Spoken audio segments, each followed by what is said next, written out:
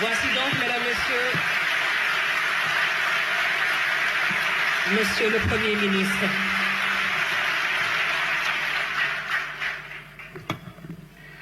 Excellence, Monsieur le Président de la République, Monsieur le Président de l'Assemblée nationale, Mesdames et Messieurs les ministres et secrétaires d'État, Messieurs les chefs d'institution, honorables députés, Mesdames et Messieurs les ambassadeurs, Mesdames et Messieurs les gouverneurs de région, Mesdames et Messieurs les élus locaux, Mesdames et Messieurs les partenaires au développement, Mesdames et Messieurs les autorités de régulation, Mesdames et Messieurs les représentants du secteur privé, des organisations syndicales et professionnelles et de la société civile, chers invités, Mesdames et Messieurs, nous sommes aujourd'hui réunis à un moment extrêmement important de la vie de notre nation pour présenter, au-delà du public ici présent, à tout le peuple sénégalais, le plan de redressement économique et social.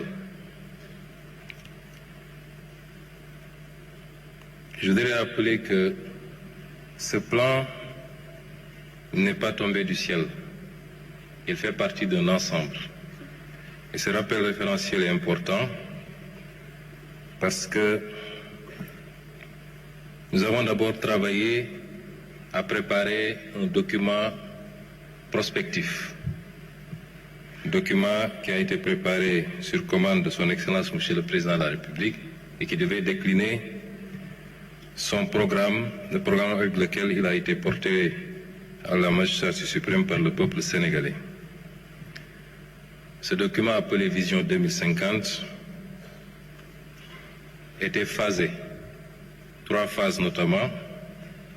La phase redressement, qui est une phase qui devait se dérouler sur une périodicité de 3 ans. Je ne sais pas si le présentateur ne suit pas apparemment.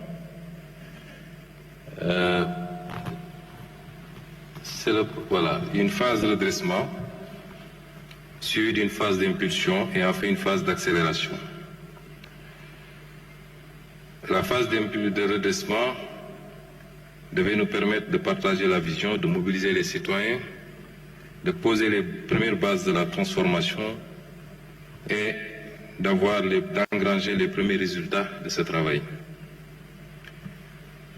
Elle sera suivie de la phase impulsion, qui est la phase de mise en œuvre de l'ensemble des leviers d'amorçage de la transformation et de la poursuite de la mise en œuvre des stratégies filières.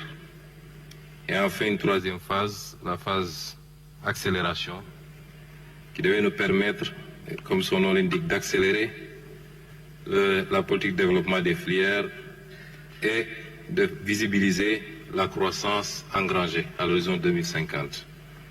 Si vous regardez ce graphique, vous vous rendrez compte que, et ça nous permet de répondre à une question, parce qu'on a l'habitude d'entendre dire que nous demandons aux Sénégalais de patienter jusqu'en 2050. Si vous voyez les courbes qu'il y a au-dessus de ce graphique, vous vous rendrez compte que les phases ne s'excluent pas. La première phase, celle qui consistait à redresser, démarre évidemment en 2024 avec l'élection du président de la République et se termine quasiment à la fin de ce cycle, c'est-à-dire en 2029. Mais vous vous rendez compte que la courbe jaune qui suit, c'est-à-dire l'impulsion, n'attend pas qu'on ait terminé la phase de redressement. Dès le milieu du mandat, c'est-à-dire d'ici 2026, nous démarrons la phase impulsion qui prendra fin en 2034. Et la phase accélération démarre presque simultanément avec la phase d'impulsion, ou 1 ou 2 ans après le démarrage de la phase d'impulsion. Et donc avant la fin de la première phase, c'est-à-dire le redressement. C'est une action combinée avec plusieurs phases qui ne s'excluent pas, mais avec la priorisation de l'une ou l'autre phase selon les périodes. Le redressement pour le slide qui suit doit nous permettre de faire un certain nombre de choses. D'abord, les réformes préalables à des actions futures. Un certain nombre de réformes, réforme des institutions, réforme de la justice, réforme territoriale, décentralisation, déconcentration, et j'en passe. Il faut comprendre donc que la phase de redressement ne commence pas aujourd'hui avec le document que nous vous présentons. C'est l'un des éléments de ces réformes préalables, c'est-à-dire l'assainissement du cadre macroéconomique dont a parlé tout à l'heure M. le ministre de l'Économie.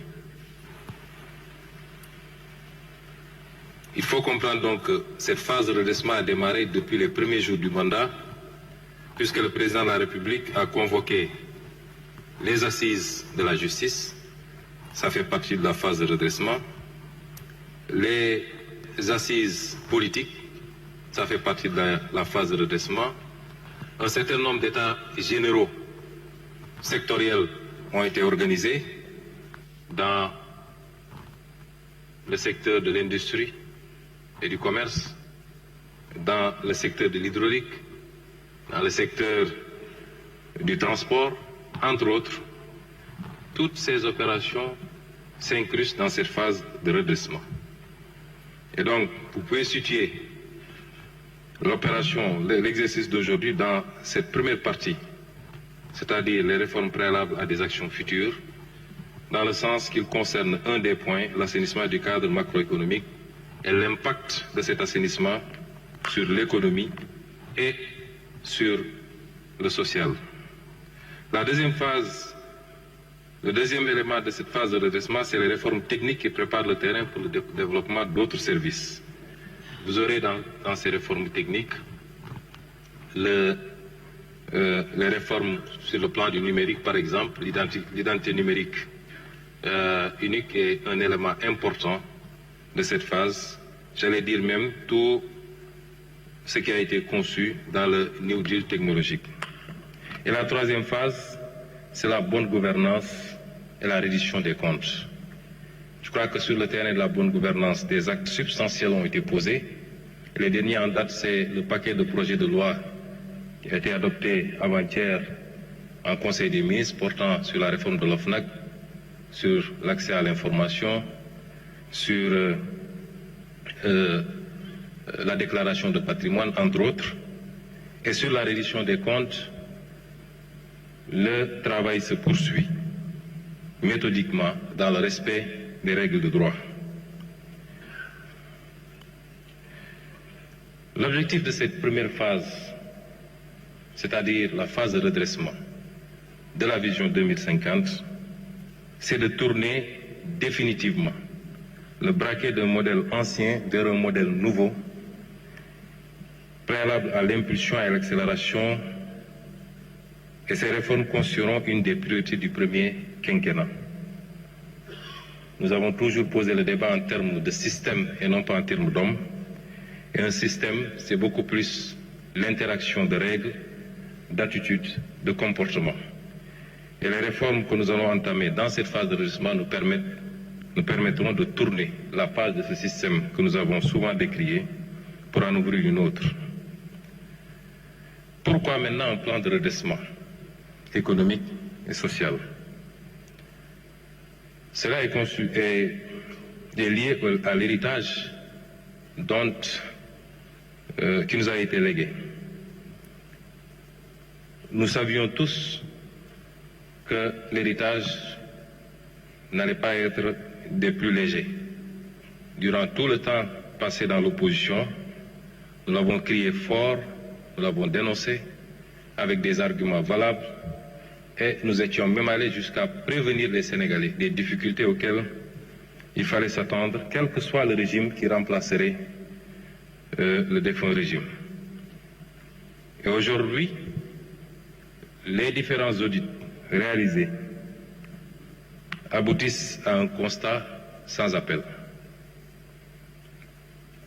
L'audit des finances publiques qui a démarré avec le rapport établi par l'Inspection générale des finances, conforté, pour ne pas dire aggravé, par l'audit de ce rapport par la Cour des comptes et enfin par le rapport de Forbis Mazars. Cet audit, ces différents audits débouchent sur un constat très difficile pour le Sénégal d'un déficit qui cumule à 14% et d'une dette publique qui est de 119% du produit intérieur brut. 14% contre 4, quelque chose pour cent qui avait été déclaré et 119% contre 74% qui avait été déclaré par l'ancien régime. Évidemment, et c'est le lieu de féliciter et de rendre un hommage à son Excellence le Président de la République, qui aurait pu faire le choix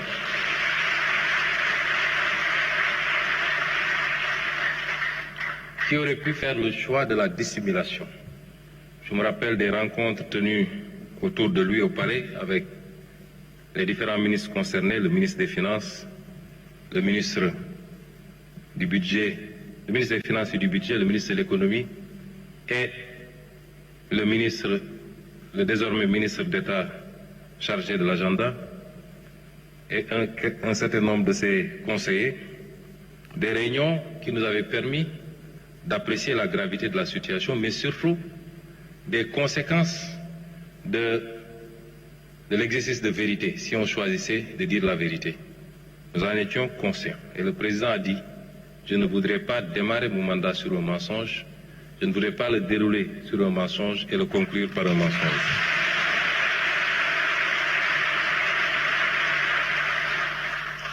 Et cet exercice de vérité a pour conséquence le respect difficile des engagements internationaux. Mais le Sénégal a tenu et jusqu'à présent, nous avons respecté notre signature, nous avons respecté nos engagements internationaux, sans pour autant que ça n'empêche le pays de continuer à faire face aux défis cruciaux à l'intérieur.